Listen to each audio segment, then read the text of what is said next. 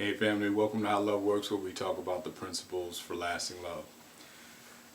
Well, good evening family. I'm continuing our focus on Ready for Love. And it's been interesting. I watched the program again and I looked at a few couples and I was kind of intrigued by what I saw this time, at least this past Saturday. And what I noticed is when I was watching the little flare up between, I think it was Tandy and Mario, because, Tandy was making too many sexual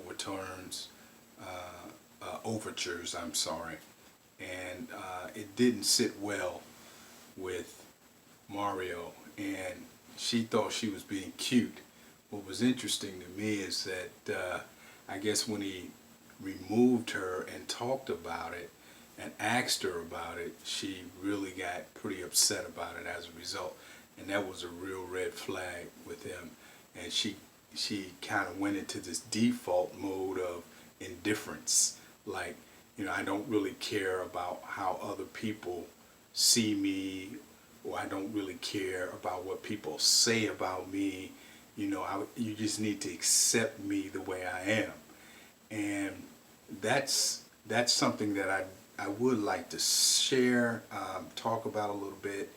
It seems to me that mindset that you need to be accepted, no matter how insecure you may be, or how fearful you may be, or how ignorant you may be, or how silly you may be, or how aggressive you may be. People just need to just accept you the way you are.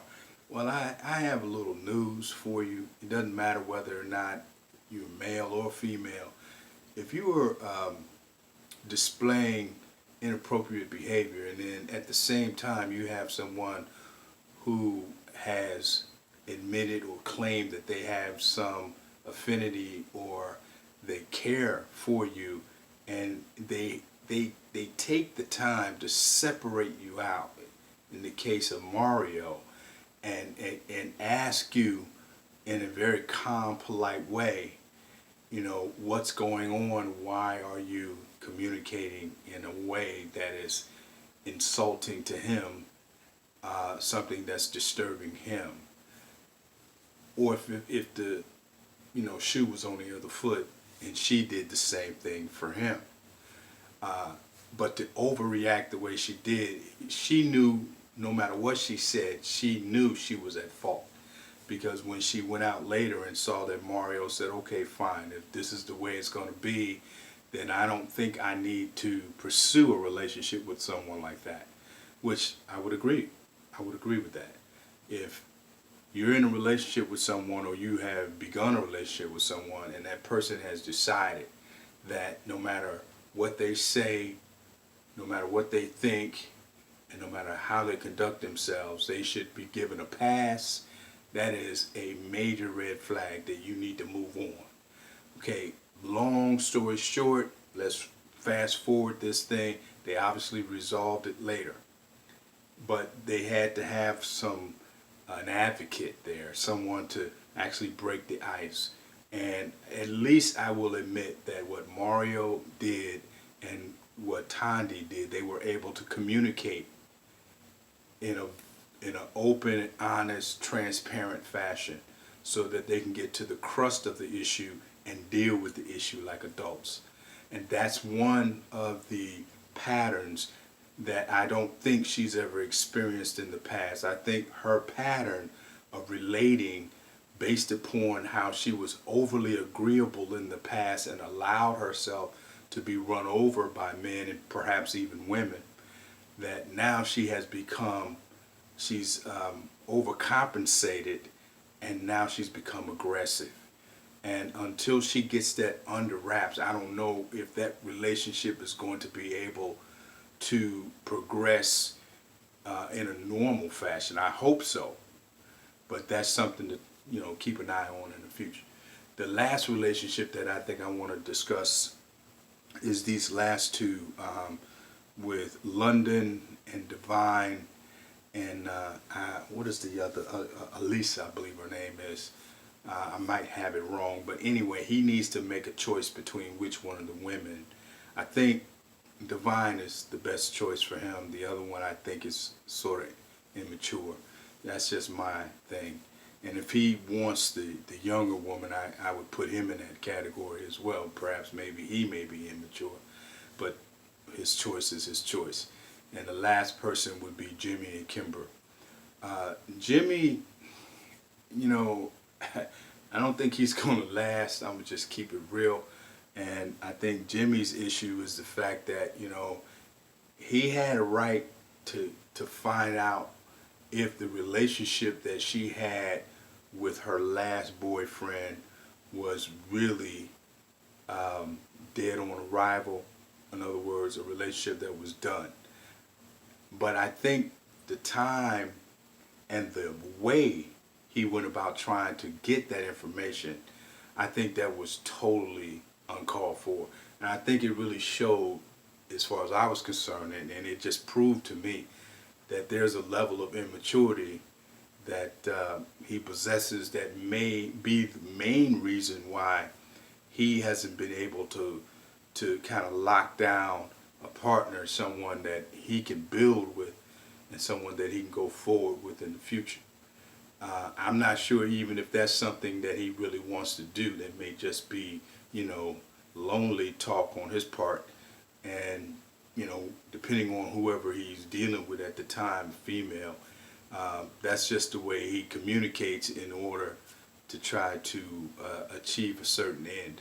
But at the end of the day, I don't think that was the best time to bring up that issue and then do it in front of everyone when you could tell and you can certainly hear that that was not something she wanted to deal with in public. That is just, I don't understand why. Well, yeah, I do. I do understand. He's in his feelings. That's these modern day brothers. He gets in his feelings and he can't control his feelings, which means he can't control his impulses. That means he's indecisive, and that means he doesn't make good choices. You see, and so when you're dealing with a person like that, that says to me that you're dealing with someone that's is a little unstable. And I don't really think he would make a great partner for anyone, because there are a lot of there's a lot involved with being a good partner, especially if you're going to play that masculine role in the relationship. Now, based upon the way he was acting, I think he would be best suited for a masculine woman. Let her take the lead in the relationship and let him play the role that he looks like he's very comfortable at playing, that is the feminine role, and he will be the receiver, and let her be the masculine woman. Let her be the giver in the relationship, because he seems to be a little emasculated as a man as far as I'm concerned, and he doesn't share, I think, the necessary tools necessary to get done what he needs to get done. You guys saw that Nina and I guess I forget the other girl's name. It's not Alyssa, but I think that's who it was, a little short girl, young lady, the pediatric nurse. Both of them were eliminated. I didn't think Nina was going to last long, just because, not because she wasn't attractive. I just think that the way she related was really the problem. And it wasn't really bad. It was just, as she even stated herself, it was just a lot of competition, and she just wasn't really resident. She just couldn't relate to that very well. Whereas on the other spectrum, the other issue was the other young lady. She was a little bit too flamboyant. She was a little bit out there. She was sitting on laps and discussing things, and she was very aggressive as a woman. And for most men are not real big on aggressive women. At least I'm not. And I would say that the men that were there that talked about it, and that's one of the reasons why, her name is Aisha.